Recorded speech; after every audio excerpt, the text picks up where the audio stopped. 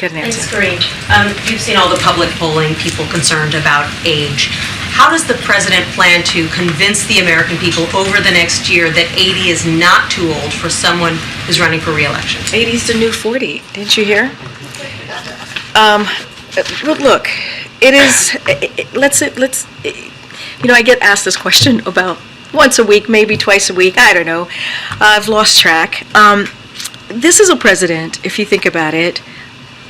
In 2019, he got the same criticism. In 2020, he got the same criticism. In 2022, he got the same criticism. And every time, he beats the naysayers.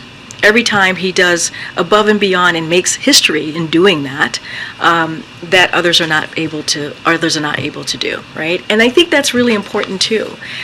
You look at his record, you look at he's been able to bring both sides together to get some really important things done. That matters. If you think about what the president and the vice president was able to do in 2020, 80 million votes. 80 million votes, more than any other ticket in history. And they did that in 2020. And so, I get the question on age. Certainly, we all do. But what we're going to continue to talk about is the record that this president has had. It's been a historic record.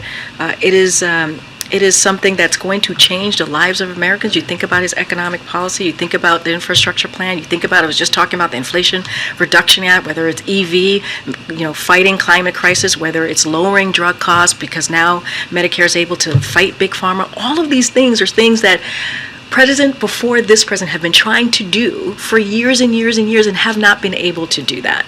And so that's what we're going to focus on. We're going to focus on how can we continue to do big things and how we're going to build on the successes that this president has had in the last 2 years. Given all that, everything you just listed, why do you think so many Americans still say they have concerns about someone in their 80s being president?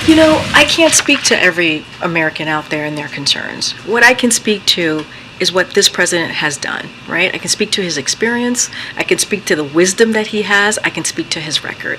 When it comes to how Americans, what they're saying about your particular question to me, that's for them to speak to. I can just stay on our message, the platform that we're trying to push forward, and that is delivering for the American people. We believe that we're doing that. You just heard the president talk about Bidenomics and how it's building a middle class, right, from the bottom up, middle out, and how because of the economic policies that we've seen some historic growth, right? The 3.5 million jobs, unemployment under 4%.